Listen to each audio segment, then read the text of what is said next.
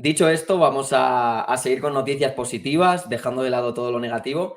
Y vamos a hablar, como ha comentado Erika al principio, de una noticia muy positiva para el sector cripto, sobre todo para las finanzas descentralizadas, y es que acaba de nacer, o por lo menos el código ha sido publicado, de Uniswap V4, ¿vale? Uniswap es un protocolo, podríamos decir, de los más grandes de todo el DeFi, y ahora mismo estamos en la versión 4. Vamos a hacer un poco de recap de las versiones de Uniswap, porque en primer lugar, cuando nació Uniswap, solamente se podían hacer pools de liquidez o swaps con Ethereum. O sea, siempre tenía que estar Ethereum como moneda en estos swaps o en estas pools de liquidez. La versión 2 lo que consiguió es que se podían hacer pools de liquidez y swaps con monedas RC20 también. Es decir, USDC y DAI, por ejemplo, si estaban en la blockchain de Ethereum, RC20, se podían hacer también swaps sin la necesidad ya de la moneda de Ethereum. Luego pasamos a la versión 3, que es la que tenemos a día de hoy y que ha sido una revolución total en el sistema DeFi, que es cuando nacieron los o las pools de liquidez con rangos de liquidez. ¿Qué quiere decir esto? Que podíamos concentrar nuestra liquidez en un rango de precios y con esto hacerla mucho más eficiente y sacar muchísima más rentabilidad, ¿vale? Entonces, ¿qué llega ahora? La V4, que va a mejorar todavía más a Uniswap. Os quiero presentar pantalla y así os enseño un poquito las novedades. Ok, se ve bien, ¿no? Sí. Vale, entonces, en el día de ayer nos despertamos con la noticia de que Uniswap lanza la versión 4 de su código que permite nuevos tipos de pools de liquidez, ¿vale? Primero de todo, os quiero hacer un poco de contexto de lo que es Uniswap, porque creo que es importante. Si vamos a DeFi Llama, en el protocolo o la web donde podemos ver todos los protocolos del mundo DeFi, podemos ver que actualmente Uniswap está en la posición 5 en cuanto a TVL. Esto es en posición de todos los protocolos que existen en el mundo DeFi. Vemos que tiene 3,86 billones de dólares bloqueados de liquidez dentro del protocolo. O sea, es un gigante dentro del sector de las criptomonedas.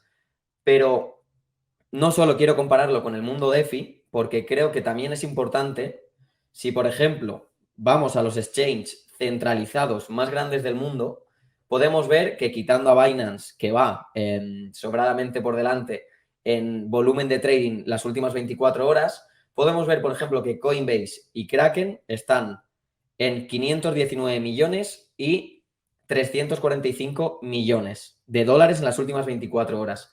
Si vamos a los exchanges descentralizados, podemos ver que Uniswap en las últimas 24 horas ha movido un volumen de 354 millones de dólares. ¿Esto qué quiere decir?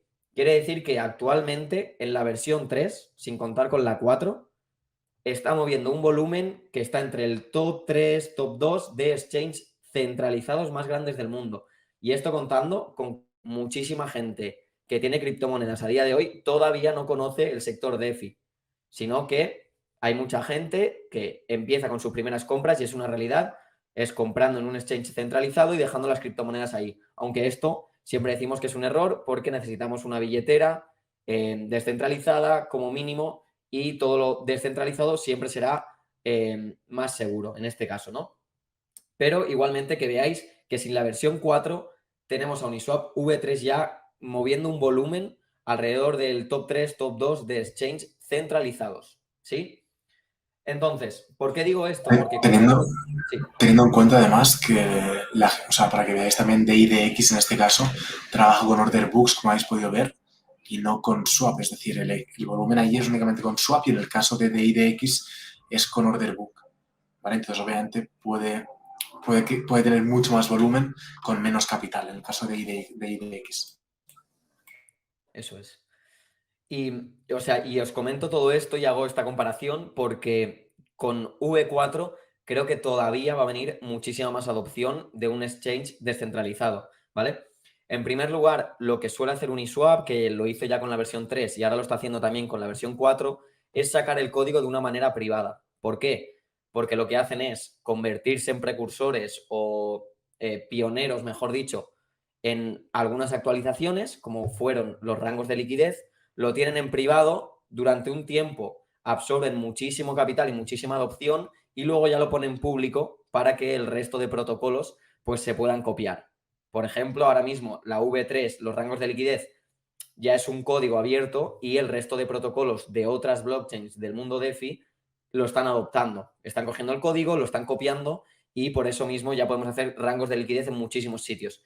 Pero, ¿qué pasó con el V3 de Uniswap? Que cogieron casi todo el sector DeFi y ahí es cuando despuntaron muchísimo. Por ejemplo, hubo un momento que PancakeSwap y Uniswap estaban un poco a la par casi de TVL, pero hubo un momento que Uniswap sacó la V3, se actualizó y desarrolló muchísimo más que PancakeSwap y por eso mismo están ya muchísimo más por delante. Y ahora con la V4 pasará algo muy similar. Entonces, lo que nos explican un poco en este hilo es que nos dicen, bueno, que han salido la versión V4 y que con esto vienen las hooks, que lo llaman, ¿vale? Vamos a traducir un poco el tweet, aunque hooks lo traducen a ganchos, pero vamos a llamarlo como hooks. Y lo que nos dice es que van a permitir nuevas funcionalidades en las pools para Uniswap. Y esto no solo va a servir para nosotros como usuarios, sino que también van a permitir nuevas cosas para los desarrolladores de proyectos. ¿Qué quiere decir esto? Que va a ser muchísimo fácil y muchísimo más barato desarrollar un token o un proyecto e incorporar la liquidez dentro de Uniswap. Actualmente, si tú quieres desarrollar un proyecto y meter la liquidez en Uniswap, es bastante caro, sobre todo en Ethereum, obviamente, desarrollar toda esta liquidez, este código y aportar la liquidez en Uniswap. Pero ahora mismo con la V4 va a ser muchísimo más sencillo, muchísimo más barato y además esta liquidez va a ser modificable en función del momento del token o del proyecto. Se va a ir moviendo la liquidez como el desarrollador quiera hacerlo con ciertos parámetros. Entonces, ¿esto que va a traer? Muchísima más adopción a Uniswap y a los creadores de proyectos para que vayan directamente a la mayoría de proyectos nuevos con liquidez vendrán a Uniswap, ¿vale? ¿Qué más tenemos? Bueno, aquí nos cuentan que vamos a tener, voy a traducir, que así parece chino, ¿vale? Vamos a tener un creador de mercado promedio ponderado en el tiempo. Explico qué significa esto. Lo que vamos a conseguir a partir de ahora con Uniswap V4 es poder hacer compras promedias en el tiempo. ¿Qué quiere decir? Un DCA. Hasta el momento, si queríamos hacer un DCA en Uniswap, no estaba permitido. Teníamos que hacerlo pues, de manera manual. Por ejemplo, quiero comprar Ethereum en 1500, 1400, 1300, 1200. Tenía yo que tener una alarma y en cuanto veía ese precio, yo tenía que situar la orden. En este momento se va a hacer de manera automática. Podemos poner órdenes de compra de manera automática en Uniswap V4. Y no solo eso, sino que esto está muy enfocado a grandes tenedores o a grandes ballenas que, por ejemplo, quieran hacer un swap de $1 millón entre USDC a Ethereum. Quieren pasar $1 millón. ¿Qué pasa en estos momentos en V3? Que no se puede hacer la compra directamente, sino que la gran ballena tendría que dividir ese $1 millón en muchísimos montos para poder ir haciendo los swaps, porque si no el price impact sería muy elevado. Con este nuevo sistema, el TWAMM, lo que permite Uniswap V4 es directamente con un clic que este $1 millón se distribuya de manera automática para hacer las compras de la manera más eficiente posible para esta gran ballena. ¿Qué vamos a conseguir con esto? Muchísima más adopción en Uniswap V4, porque todas las ballenas podrán hacer estas compras aquí y no necesitarán hablar con exchange de manera paralela o hacerlo de otras formas. Podrán hacerlo desde aquí. Luego tendrán oráculos en cadena personalizados. Hasta este momento Uniswap V3 tenía un oráculo que era externo a ellos y ahora mismo lo tendrán interno. Esto lo que van a conseguir es que las fees sean todavía más baratas y más eficientes, ¿vale?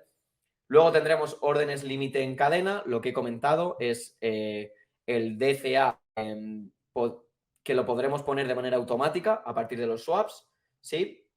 Luego, bueno, aquí nos muestran el código. Para los que seáis más desarrolladores o os guste este tema, podéis entrar aquí a ver el código.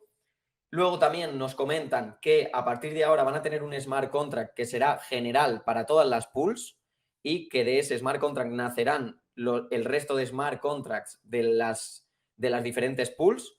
¿Y esto para qué servirá? Para que los tokens puedan moverse entre diferentes pools de manera automática para ser todavía más eficientes cada vez que vayamos a hacer un swap, ¿vale? Me explico.